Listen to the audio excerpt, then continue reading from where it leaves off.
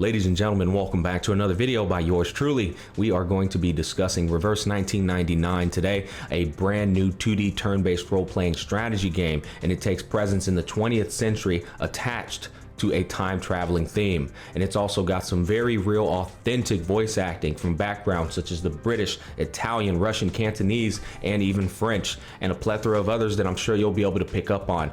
Normally, I'm not one to enjoy English dub in these kind of games, but let me tell you, it's sitting at the top of the line in Reverse 1999. It's not hard to tell that they've spent a good deal of time and budget ensuring that we would enjoy this quality. And I would also like to add, it's got some of the most beautiful, tranquil, and soothing music that I've heard in quite some time. It makes me want to sit by a campfire, make myself some hot cocoa, put on some Harry Potter in the background, binge the whole series while playing some Reverse 1999. It's very nice and cozy. I'm sure you'll be able to appreciate that, especially if you like inspirations from the classical music genre. Now, this game is going to be releasing on October 26th. If you want to try it out, download the link down below in the description box, and you'll get up to 73 wishes, as well as a free 5-star character by the name of Matilda. And then you'll get a guaranteed 6-star character from just doing 30 wishes on a very free-to-play and beginner-friendly banner that will be readily accessible upon launch. Now, with all of that out the way, I'd like to give a huge shout out to our sponsor, Reverse 1999, for enabling me to cover this absolute beautiful spectacle of a 2D turn-based role-playing strategy game. Now, we are going to be going over the overall character progression dynamic in this game, as well as the combat depth and intricacies contained within it, so that you guys can understand that and my overall impression. I look forward to sharing this information with you. Let's get started. Okay, so before we get into all the details, I wanted to take a little bit of time explaining all the user interface intricacies there is to know. This can be very intimidating and confusing upon launch to beginner players, right? Let's start off with this right here. This is going to be our battle pass, ladies and gentlemen. Here's the free-to-play version right here, completely free, and then down below is the deluxe edition. Let's go ahead and X out. If we come right here to this next little box right next to the battle pass, click on it, we have our 8-day login that I was telling you about. There's our new character, Dickie, looking real spiffy. Bars. We're gonna claim this. This is our 3rd day login in for the beta. We got 4, 6, 8, 10, 11, 12, 13 wishes in total, as well as some other items. This box right here actually enables you to choose mid-level material for insight and resonate, which we will go over as well. We got the beginning of the tale, which is going to be some one-time completional rewards after you're progressing through the acts of the story. They got 5-star Psyche, which Psyche are weapons. So as you progress through the story, the game does bless you with some weapons that will be readily available once you complete those particular acts. And then you even get a costume for Sonetto, one of the most free-to-play friendly units, and also a very valuable supportive unit that goes with you a long way in this game. And then we come right here to the class. These are going to be tutorials. They also reward you for completing the tutorials. You get copies of Sonetto, unlocking her, basically the refinements of characters. So that's another valuable thing as well. And then we have On the Dreams. I believe this is one of their in-game modes, giving you another copy of Sonetto once you have progressed through it a great deal of time. Now, let's go ahead and take a look at our task. We got dailies, weeklies, and then of course again the beginning of the tale where you complete all of that. We just explained that. So you'll claim your dailies, you'll knock them out every single day like you do in any other gacha game, and then you'll do your weeklies throughout the week and claim those rewards as well. Finally, if we go to the warehouse, we have our materials, we have our consumables, and then we have our Psyche, which is our weapons in this game. Again, we will go into detail on this, but I wanted to go over the consumables because this is quite important to know. This little candy jar right here essentially is what you're going to use to replenish your stamina. If we go out of this screen, we have our stamina right over here. You can see it's at 167 out of 167. If you're a gacha veteran, you know that stamina is attached to overall account investment and character progression as well. You use that to pretty much do anything within the realms of progressing your account. This little candy can be used to replenish that, 120 to be exact. So it's very precious. You want to make sure you're using it correctly. Now, the bottle of pages is another valuable asset that you can have on your account, and it is used for picking particular insight materials to level up the character of your choosing. This game is built off of an elemental system, so if your character is attached to the beast element, you'd want to pick up this page right here and just it'll save you some resources essentially. And then finally, again, our Psyche. I've accrued a number of them, but this is also where you would go if you wanted to level up your Psyche. Right here, you have the slots available, so where you can just put the materials in there, and as you can see, it'll level up our weapon, making our weapon stronger. And then there's amplification, which will refine that weapon, increasing its innate abilities. So that's the warehouse, you guys. And then we go down one more time to the bank, where you are not going to be depositing money, but will be withdrawing money and essentially spending your whole life. Now, let me calm down. The teller machine is where you get your monthly login pass. We also have a plethora of other options and packages that may be suitable to you. We have the pawn shop right here. This can be used to convert your currency over here. You know how you make summons in Gacha games, and then you get that leftover currency that you can then convert into summons? That's going to be this currency right here. It's called the Track of the Lost. You can use that and buy yourself some Unilocks. You have a monthly limitation to them. I've already bought 2, so I think it's 10 per month. That's not bad though. And then we can come over to the treble counter, and this is going to be this CD, Albums of the Lost. And then finally, we have Clear Drop. That's this game's resource that can be converted into the summons you'll be using on limited banners and standard banners and so on and so forth.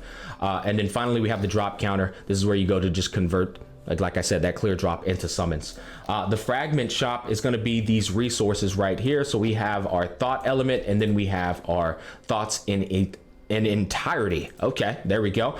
These are weapons, and they're not just any weapons. These are 6-star weapons, ladies and gentlemen. Very powerful weapons that can be purchased in this shop for free, which is really cool. If we come over here and we go to the show, we can come down here to resources, right? And we'll click on this bad boy right here.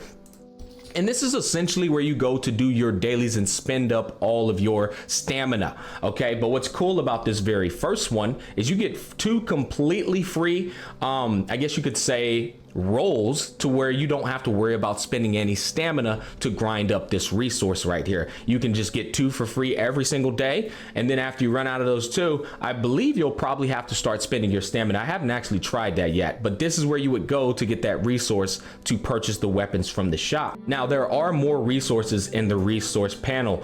There's Dust, and then there's Sharpened Donnie, I think it's how you pronounce it, but basically this is your cash, and this is your material utilized to level up characters. Again, you can spend your stamina in these areas if you want to, if you're running low on cash, if you're running low on dust. These 2 are absolutely a necessities. If you want to level up a character, you literally need them. So you would come here and spend your stamina on these sections over here. Finally, these are the insight materials utilized to level up and progress your insight. Now, insight's a bit of a trick here, and again, we'll have to go over that, but basically you ascend your character and unlock this this intricacy, I guess you could call, insight. And now finally, the last thing I would like to talk to you guys about is going to be this little panel over here, and then we'll be wrapping up the user interface.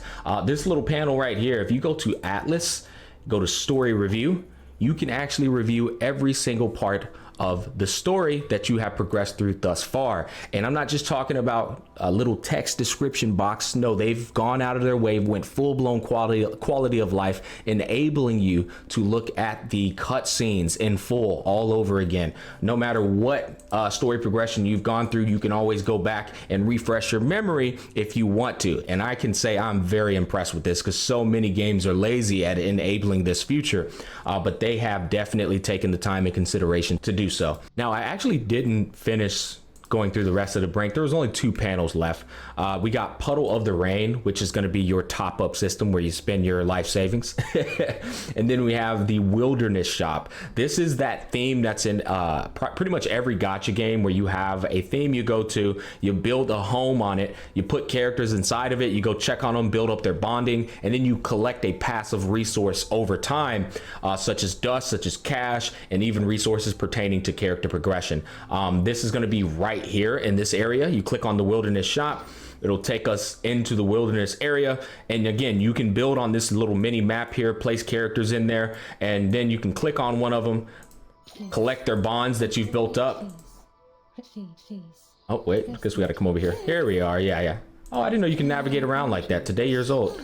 So we've collected their bonds. We can build over here if we want to a little bit more. We just click down here where it says edit wilderness, and then we can collect our dust. That is in real-time regeneration. Finally, we have the Paleo Hall, and this can be used to craft up insight materials, wilderness materials, resonate, psycube weapons. There's a lot that can be done in this world, and it should not be overlooked. You probably want to set this up as fast as possible. Okay, now it's time to get into the character progression dynamic, which we can come over here to our crew page, and this will show you all the characters we've acquired thus far. By the way, as you can see, the art design of each character is quite unique. None of them look the exact same. They all have their own sense of identity, which I can truly appreciate. And let's go back to the main page. Here's the newspaper today. Listen to this. Huh? Why are my fingers black? Stained with ink. Like I said, authentic voice acting. I've just touched it.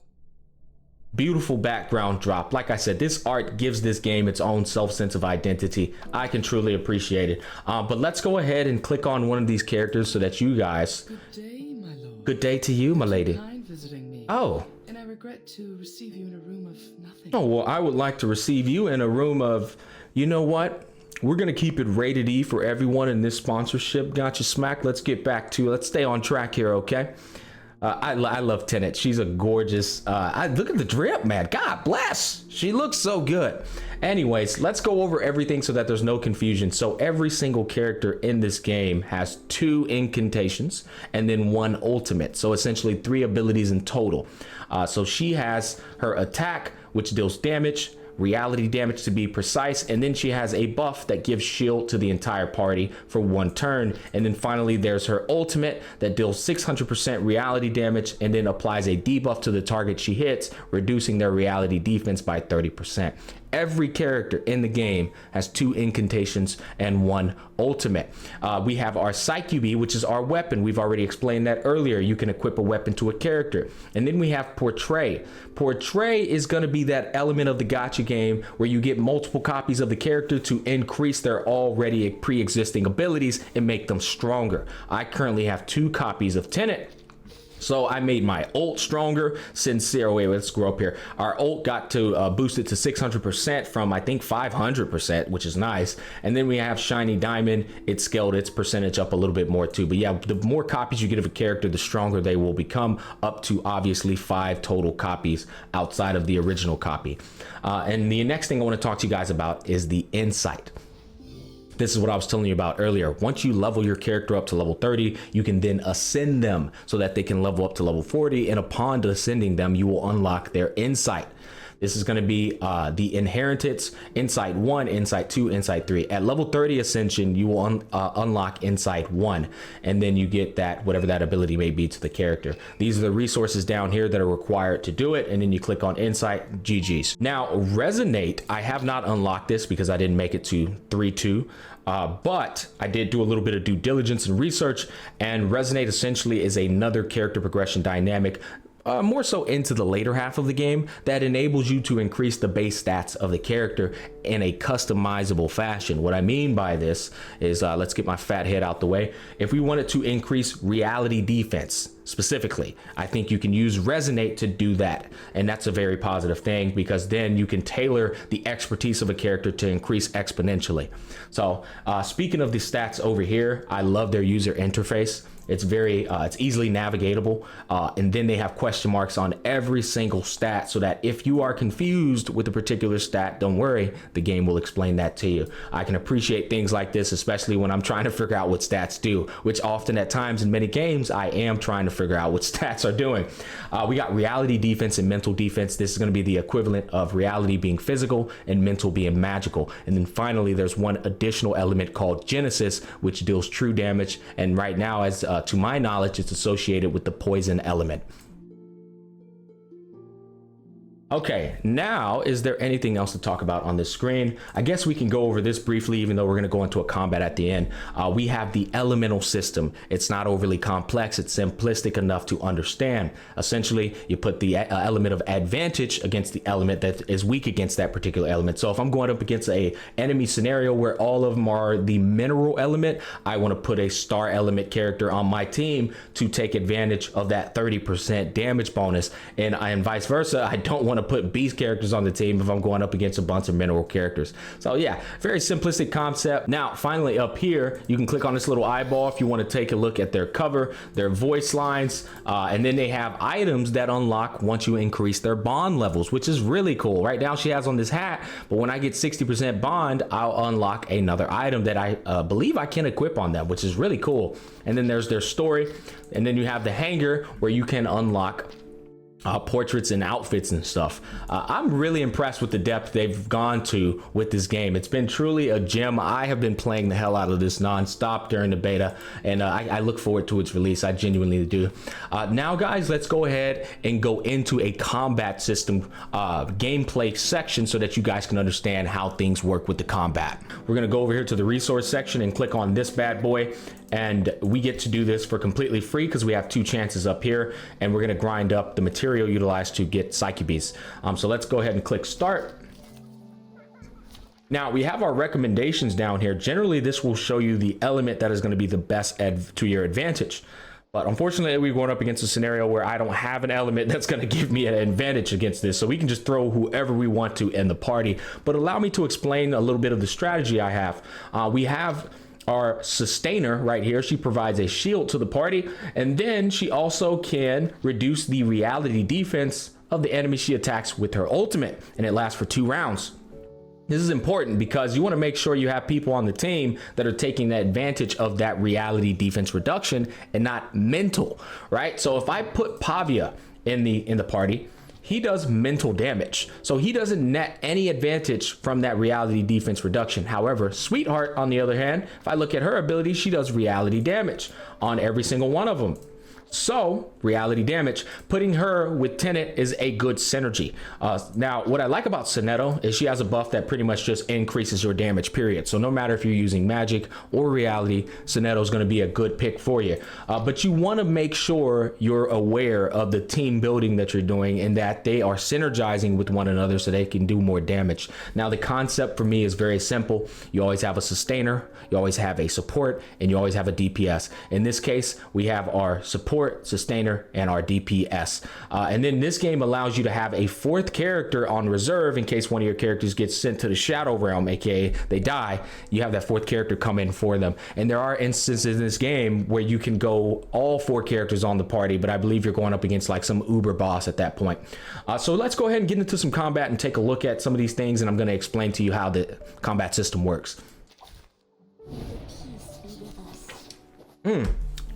So we got an array of cards down here at the bottom. You see they all are 1-star cards, and they belong to each individual character. For instance, these 2 right here belong to Sweetheart. This one and this one belong to Tenet. And then this is going to be buff, attack, attack. This belongs to her right here. And the way this works is you always get random cards each turn that pertain to these characters. Now keep in mind, each character only has 2 abilities, 2 incantations, so it's always going to be one of the 2 incantations coming down there. And then I want you to pay attention to these little hollowed out diamonds, I guess you can call, right underneath their health bars. This is your ultimate meter, and when you take actions, you fill up this ultimate meter right here, and then eventually when your ultimate meter fills up on one of the turns, you're going to have your ultimates appear as cards down there. So let's go ahead and do a little bit of action here so you guys can get a good understanding on how things work. In this instance, I would normally shield my team with Tenet, and then I would attack, this guy here. He has 2 freaking attack symbols on his head. We'll try to put some damage on him. Glad to be of service, my lady. So we performed 2 actions with Tenet and 1 action with Sweetheart. I love Sweetheart's animations, by the way. And I love my Tenet's pistol, bro. Tenet's she's probably my favorite character in the game so far. I'll be honest. She's so cool. Some people might view it as a negative that her shield only lasts for 1 round instead of 2, but if you're using it correctly, you can see we pretty much took 0 damage right there. You don't always need to have a shield up every single round if you're planning things accordingly. Okay, so we have a level 2 ability right here. What this means is 2 of the same exact card were right next to each other, thus leveling it up to a level 2 ability. This guy's health is dwindling down. We can buff our team with Sonetto if we want to, but I generally like to save that buff for when another one pops up and I want to transform it into a much stronger buff. So we actually hold on to that until we get another buff that pops up. In the meantime, what I like about Sonetto is we can take this attack and fuse it with the same one, you can move things over, thus leveling it up to a level 2. And what I like about her is her ability turns into a debuff, which disarms the enemy and prevents them from attacking, which we are going to do. Now, I want you guys to keep in mind, moving cards over and enhancing them of your own, like, you know, manually, it does take up an action up here. However many cards are up here are the amount of actions you can do in a single turn. As you can see, our Moxie meter is building up effectively so that we can get our ult up too. So let's go ahead and click this. We're going to debuff this guy and prevent him from attacking us, which is a overall W. And then you know, I guess we can come over here. Now, you know what? Yeah, we're gonna use we'll use a regular attack with Sweetheart. We're saving for the wave because there's a second wave coming up, which the game tells you up here that there is a second wave coming up. So I'm saving up, prepping for that boss that's getting ready to come out, and then I'm gonna let loose. This guy here is getting ready to die. As you can see, he wasn't able to attack as well. Now, I want to make this a little bit bigger. By the way, guys, we can full screen this. The reason we're not full screening it is because I want you to see the whole screen so I can educate you on everything that's on the screen. Case in point, this bad boy over here is one of the new mechanics implemented into this game. I've never seen this in another game. It's really cool.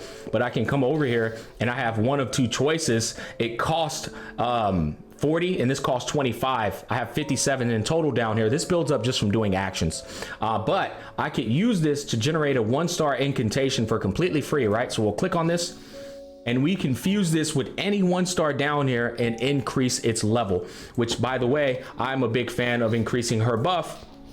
Now we have a level 2 buff and it will last for 2 turns. That is a very valuable thing to do because sometimes you can increase a level 1 into a level 2 and then fuse 2 level 2s together, turning them into a maximum 3-star buff and getting the maximum benefit of that card. So I really like that, which right now we're gonna go ahead and buff the team up, which I wanna show that to you because I really love this. 15% damage bonus, 15% less damage taken, and penetration plus 10% for Sonetto. I really like that, it's cool. Which, by the way, you just saw me do a mechanic. If you click on any card up here, it'll cancel anything you have going on.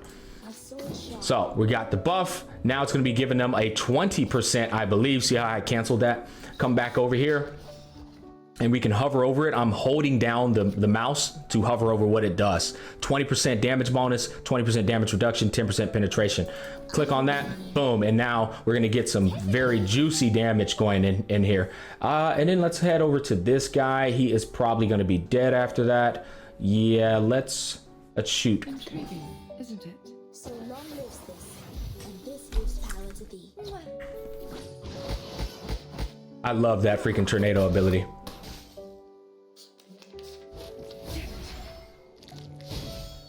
Okay, and I think we can full screen now that I've explained what this does down here. So let's go ahead and take a look at what we got going down here. We're gonna prepare, oh yeah, so you see how these two are right next to each other? We can go ahead and click this, and now those are gonna fuse together. We can also go ahead and click this, and now the buff is gonna fuse together. And now her ult's gonna be up, which is really cool. And one of the strategies I like to do, if I feel like I'm gonna kill both units with the abilities that I'm already using, what I'll generally do is I'll just move a card over to take up an action so that I can preserve the cards that I have down there. So let's go ahead and reset. We're gonna shoot this guy with the level 1 attack because he's got no health left. We're gonna hit this dude with the level 2 attack. And then now I don't wanna use any of these abilities down here, so we'll just slide one over so that we don't waste any cards. Oh, he actually didn't die. That's unfortunate. I thought I would kill him. But as you can see, we filled up our Moxie down here. This is called our Moxie, aka our ultimate bar. Now we have 2 ultimates. This is going to be Sweetheart's ultimate. This is going to be Sonetto's ultimate. She's still 2 away from getting her ultimate up, but we're going to save these and hostage them for the next wave. And in the meantime, we'll just go ahead and attack this person with some level 1 abilities. And then again, since I don't want to use any of these, we'll just slide one over so that we can preserve it. Here we go. There's the boss in the back. So I want to come up here real quick. So this is an important scenario I want to explain to you guys. All right, so she has a level 2 buff right here. And then I have a level 2 attack right here. What I want to do is I want to use this 72 because I have this available to summon a 1-star incantation and upgrade one of these. If that's what I want to do, I could do it. It's really cool. But I'll be honest, I'm waiting on a good damage dealing perk to pop up. So we're actually going to preserve that and not use it just yet. In the meantime, we're going to use her buff to buff up the party. And then we're going to use the ultimate of Sweetheart as well as the ultimate of her. And this buff lasts for 2 turns. So now we're going to get a damage bonus to both of the ultimates. I love her ultimate. She petrifies him, brings him in, he gets charmed, and then she shoots him straight into the sky. It's lit. And this is just like your standard mage kind of explosion. It's good damage. I love this game, guys. I'm telling you, like this game feels so freaking good to play as a 2D turn-based. It's really a high quality refinement game, and I've been addicted, I'll be honest with you. Okay, so now we got some new abilities coming in down here. Let's use our I forget what the name of this bad boy is, but we're gonna use it to generate a 1-star incantation, and we are going to buff up. We will buff up her disarm so that we can prevent somebody from going. This guy right here, we're actually gonna debuff him so that he cannot attack us. And then now Tenet's ult is up. Remember, she reduces the defense of the target by 30%. We're at a point in the game where we're too strong. Like, he's probably gonna die from that, but it is nice to point out. And then we're gonna double pistol him for the finisher if he's still alive. This is why I really love Tenet, man. She pops off. Bang! Oh, he survived just a little bit, man. Wasting my extra turn. That sucks. And this is it, guys. As you can see, every time a new turn goes by, random cards get thrown down there, and it's up to you to strategize around what your hand is. So we're gonna buff with her. That way everybody's gonna attack stronger. Now we're gonna use this so that these two confuse. Boom. That's the way the game works, man. That's the combat system. Not overly complex, but enough complexity so that you have to put on your thinking cap a bit, and I can appreciate that. And finally, let's finish this gentleman off here. We didn't even have to use her shield. We could have. It's level 2 over here, and that option was available, but game wasn't difficult enough for where I'm at right now to have to use it. So we've just been popping off. This guy's done for. Sending him to the Shadow Realm. Pop, pop. And that, ladies and gentlemen, is our battle system. Oh yeah, we got some extras in there. Let's go. And this, oh snap, we even got a brand new 4-star weapon for completely free. I did not know you could get that. That's actually really cool. And that was for free, guys. We didn't use any stamina on that. And now we've made it to stage 3. Look, we still got 1 chance up here remaining. I'm going to be banging that out when the game releases. That's really cool. I like that. That's going to wrap it up. Oh man, she's... Let's go ahead. Oh, I should have let her finish that, actually. Why'd she go away? No, come back. Oh, well, that's okay. Anyways, I hope I brought you guys some invaluable information that you can take with you on your journey into Reverse 1999. I will be covering this game extensively on my alternate channel, Jayonic Blues. If you want to check that out, I'll be sure to link it down below in the description box as well. I will also stream it on my Twitch channel, twitch.tv/gachasmack. As always, peace, love, and happiness. Thanks for watching, ladies and gentlemen, and I'll catch you on the flip side.